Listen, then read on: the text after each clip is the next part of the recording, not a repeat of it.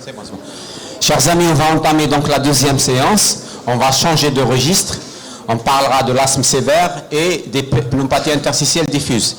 Alors, rapidement, je vais passer la parole au premier intervenant, notre ami le docteur Rachid Shahed, qui va intervenir en visioconférence, d'après ce qu'on m'a dit. À toi la parole, docteur Shahed. Est-ce que c'est la régie? C'est bon? Très bien. Chers amis, chers collègues, bonjour. Monsieur le Président, je suis désolé de ne pas assister parmi vous, c'est pour des raisons vraiment indépendantes de ma volonté, mais mon cœur est avec vous. Je voudrais aujourd'hui vous entretenir de l'inflammation T2 et de ses mécanismes qui ont abouti à des thérapeutiques ciblées très efficaces dans la prise en charge de l'asthme sévère. On va commencer par les maladies allergiques parce qu'elles sont connues depuis longtemps. Vous savez tous que l'asthme ou la rhinite, c'est une inflammation des voies aériennes, inférieure pour l'asthme et supérieure pour la rhinite. Pour l'asthme, il est caractérisé par des symptômes respiratoires paroxystiques, variables et réversibles, et sur le plan spirométrique, nous observons une obstruction des voies aériennes qui se caractérise par un trouble ventilatoire obstructif réversible sous bêta-2-mimétique de courte durée d'action. La pathogénie inflammatoire résulte de l'interaction entre les gènes du patient et son environnement. La population actuellement la plus étudiée, la plus retrouvée dans l'inflammation de l'asthme est la sous-population T2. On va commencer par l'allergie. Et donc, l'allergie, c'est un phénotype. Et un phénotype, c'est quoi? C'est un ensemble de caractéristiques observables d'un individu. D'accord? Il y a plusieurs phénotypes. L'asthme allergique en est un. L'asthme à début tardif en est un autre. L'asthme exacerbé par les anti-inflammatoires non stéroïdiens, en l'occurrence la maladie de Vidal, qui associe la polypose nasosinusienne, un asthme souvent sévère et une intolérance à l'aspirine, l'asthme chez l'obèse, l'asthme avec troubles ventilatoires obstructifs. Et donc, on va surtout s'attarder sur l'allergie avant de voir la sous-population T2 non-allergique.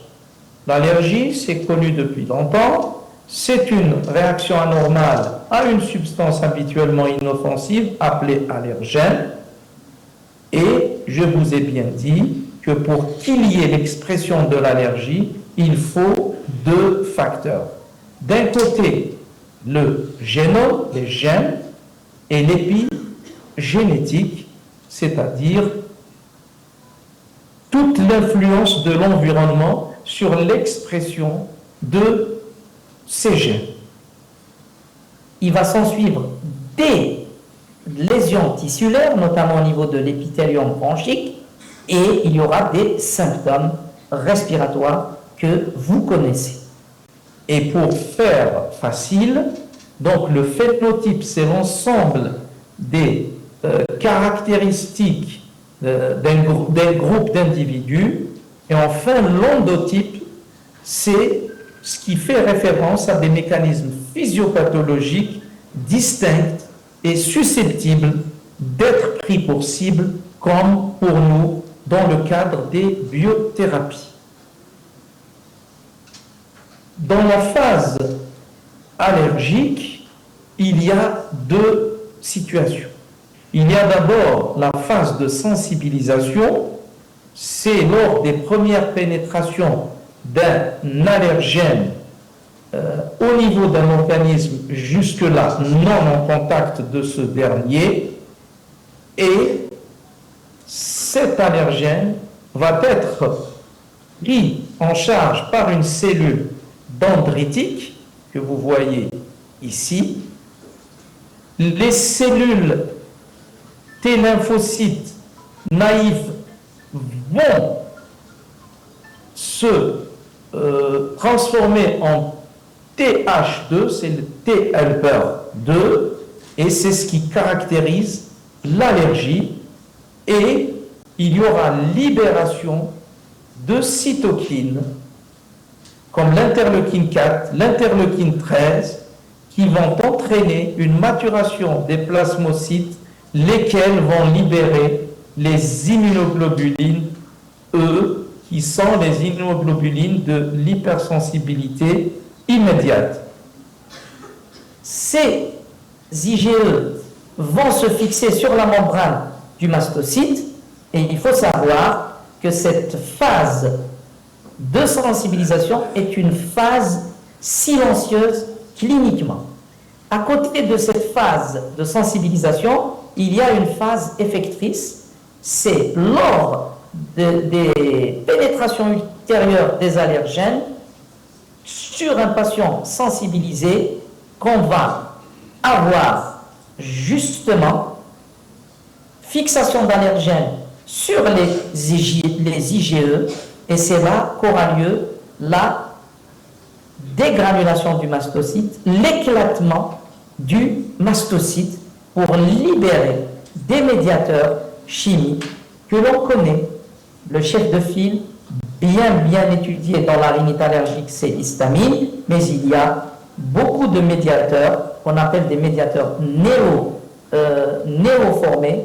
Ils vont se former après l'activité membranaire, en l'occurrence les facteurs activants des plaquettes, les leucotriènes, les prostaglandines.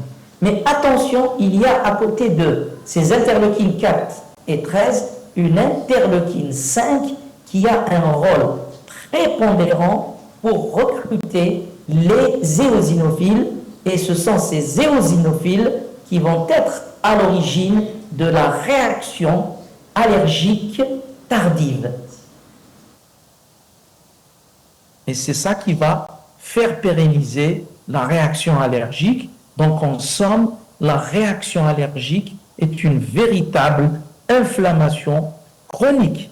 Et vous avez deviné avec moi que toute inflammation chronique non traitée va aboutir à un remodelage des voies aériennes, parce qu'il y a une agression de l'épithélium par ces interleukines inflammatoires, à savoir l'interleukine 4, l'interleukine 5 et l'interleukine 13. Si on voit dans cette belle étude l'analyse en cluster des phénotypes de l'allergie, vous allez voir qu'on peut avoir des sous-phénotypes. Voyez-vous ce phénotype allergique avec une inflammation éosinophilique, mais chez ce patient allergique obèse, il y a un changement de phénotype, puisque ça va être un phénotype allergique sans éosinophile. Vous savez tous que le tissu adipeux n'est pas inerte, mais il est très actif. Il va être à l'origine d'un changement de phénotype, d'un phénotype éosinophilique à un phénotype neutrophilique. Et c'est pour ça que sur le plan clinique, quelquefois, pas toujours, les patients obèses ne répondent pas bien aux corticoïdes inhalés. Le phénotype allergique, il a été très bien étudié, c'est souvent l'homme plus que la femme. Les antécédents de dermatite atopique à l'âge du nourrisson, un début souvent précoce, il y a une nette relation avec la saison, et l'obstruction bronchique est peu sévère. De ce fait, les exacerbations ne sont pas très sévères. Si on pousse les choses pour voir un petit peu la prévalence chez l'adulte, dans des très belles études françaises d'un côté et anglaises, c'est des études sur la génétique. L'atopie, c'est quoi? C'est l'aptitude qu'a un organisme à sécréter des immunoglobulines de type E.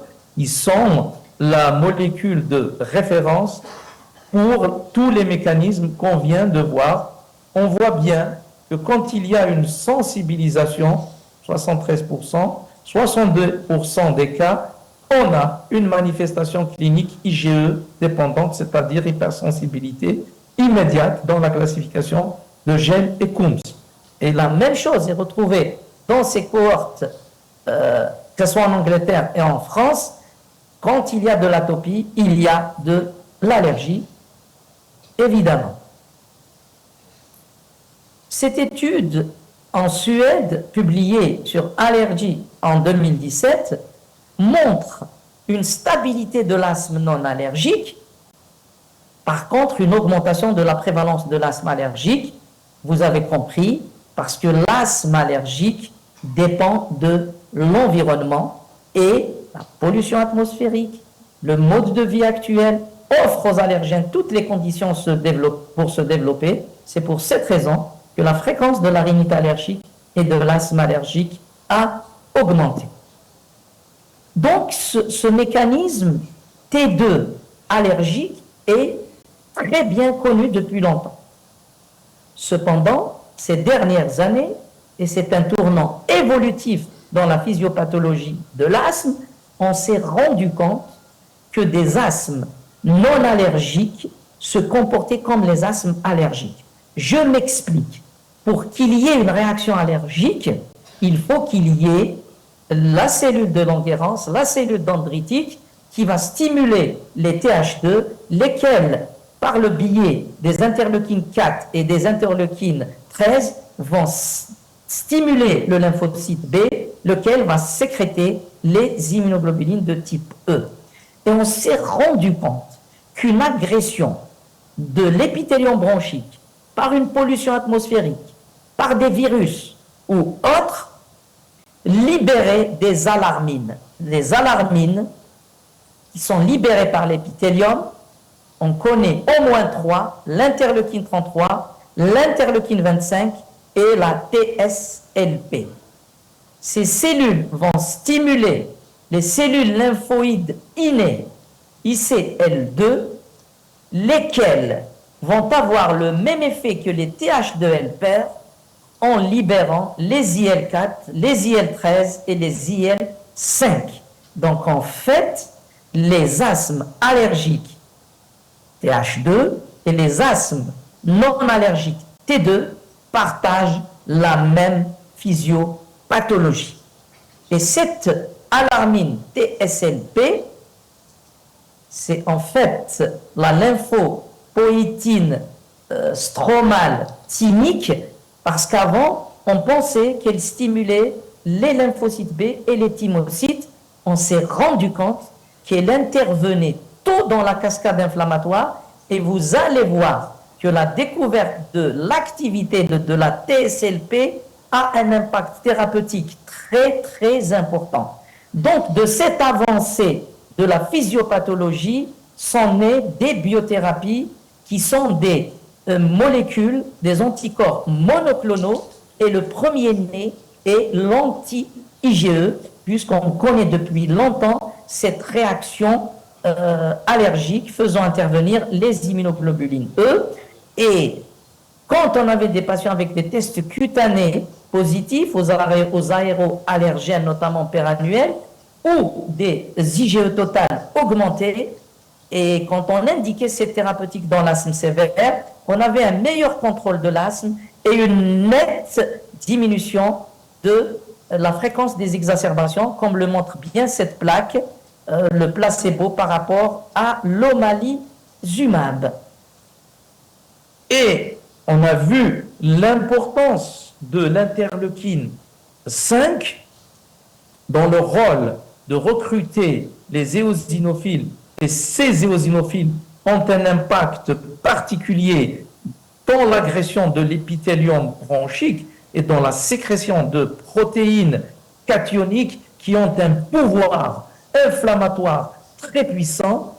Et chez les patients éosinophiliques avec un taux d'éosinophile supérieur à 300 ou supérieur à 400, on avait beaucoup de chances de contrôler les symptômes de l'asthme sévère ainsi que la fréquence des exacerbations. Et là, on a utilisé les anti-IL-5 directement ou les anti-IL-5 récepteurs des médicaments qui bloquaient le récepteur carrément. Quelles étaient les réponses aux anti-IgE au début? On avait quand même 36% de non-répondeurs sur un critère composite, un peu moins avec les anti-IL-5, on n'avait que 24% de non-répondeurs. Est-ce qu'on peut switcher omalizumab, mepolizumab? Oui, on va voir un petit peu dans les situations cliniques. Donc, grâce à ces développements de la physiopathologie de l'asthme, à cette population T2, qui est l'écrasante majorité des populations inflammatoires de l'asthme, et qu'on scinde actuellement en T2 allergiques et T2 non allergiques, c'est ce qu'on appelle les T2 high, et à côté, il y a les T2 low, où prédominent les neutrophiles et peu des eosinophiles.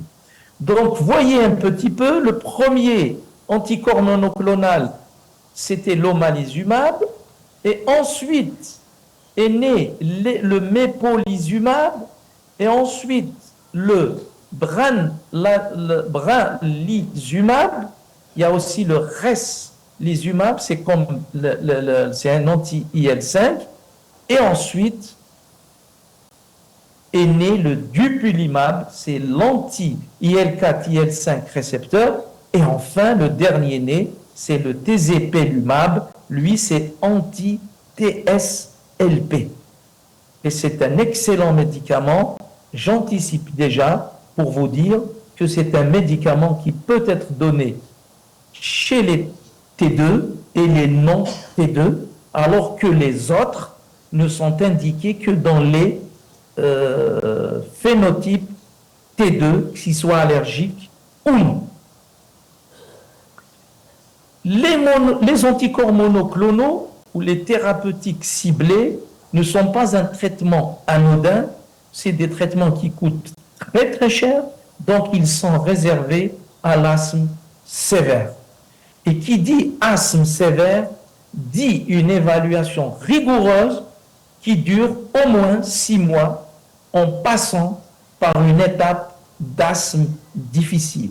Un asthme difficile, c'est parfois un asthme chez un patient qui n'est pas observant, chez un patient qui ne maîtrise pas la technique d'inhalation de son inhalateur. C'est peut-être une erreur de diagnostic d'asthme, c'est peut-être des facteurs aggravants et des comorbidités non contrôlées. Je ne vais pas rentrer dans les détails, la rhinite chronique, le syndrome d'apnée du sommeil, la dysfonction des cordes vocales, le syndrome d'hyperventilation, les asthmes particuliers, notamment l'aspergillose bronchopulmonaire allergique ou l'ex-surgastros, qu'on appelle actuellement GEPA.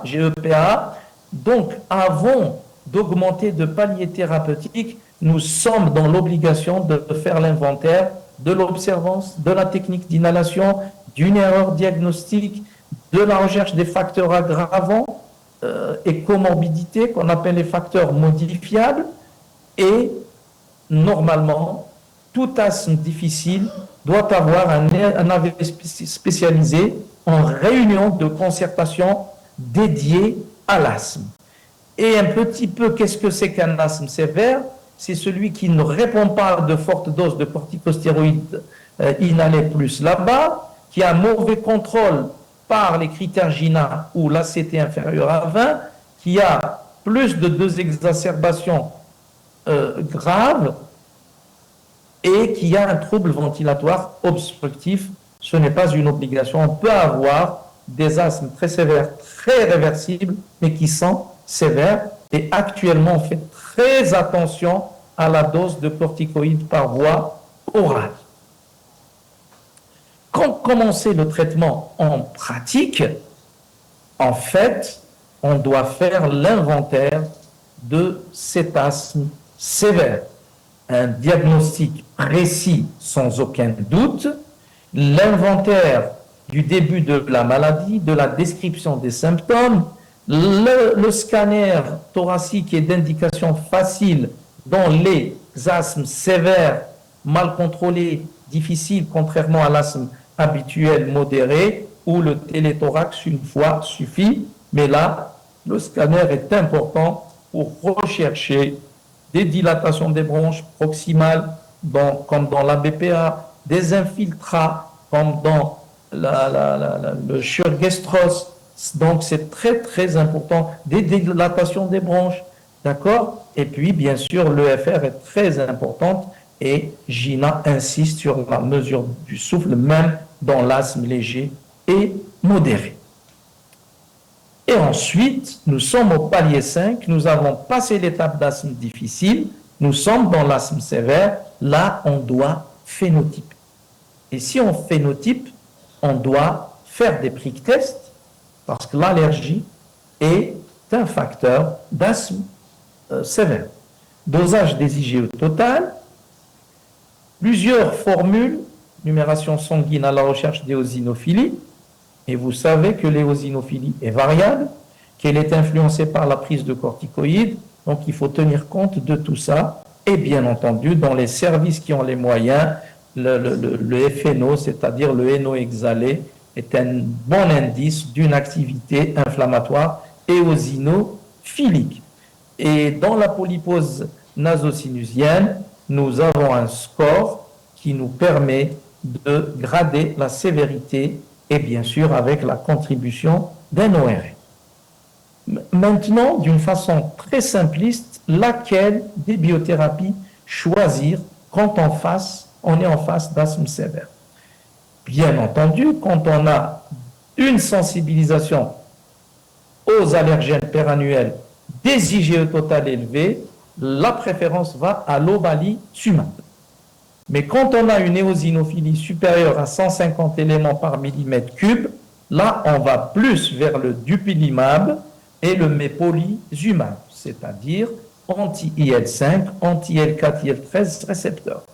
Quand on a une éosinophilie qui dépasse les 300 éléments par millimètre cube, on va plus vers le benralizumab, qui est un anti-IL5 récepteur.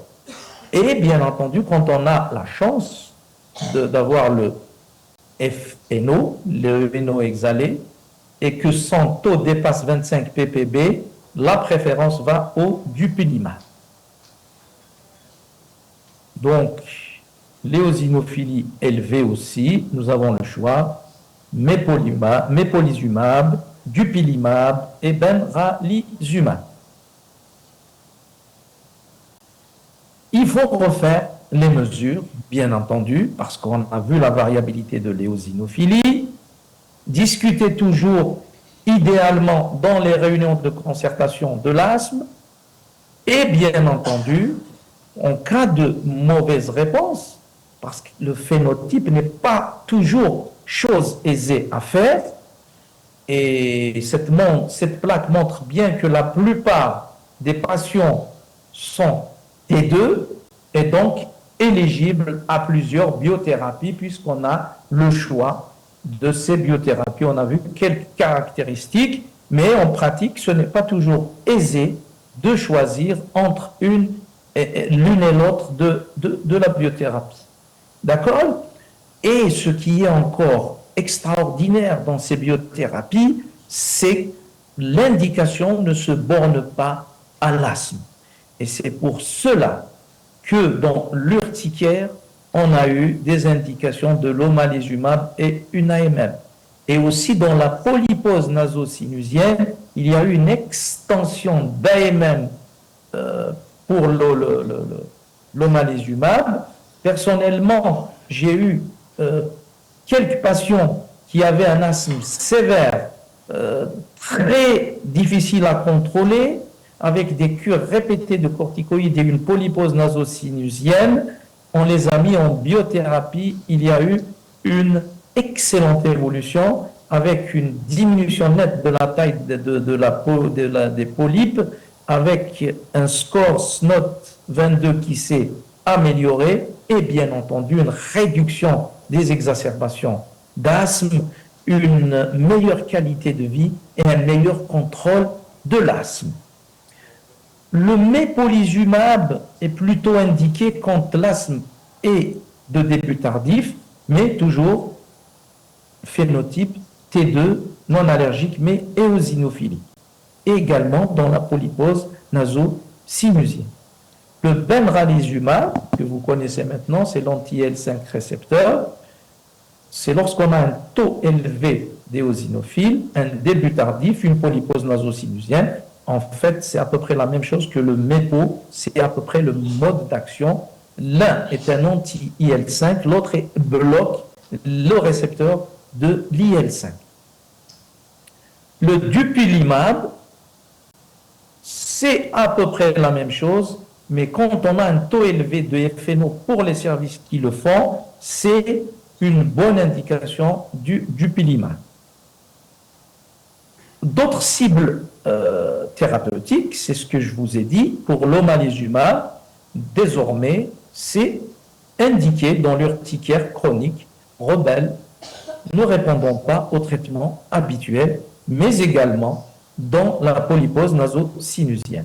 Le mépolizumab a actuellement l'AMM pour la polypose naso-sinusienne, mais également pour la chirurgiestrose chez GEPA, d'accord?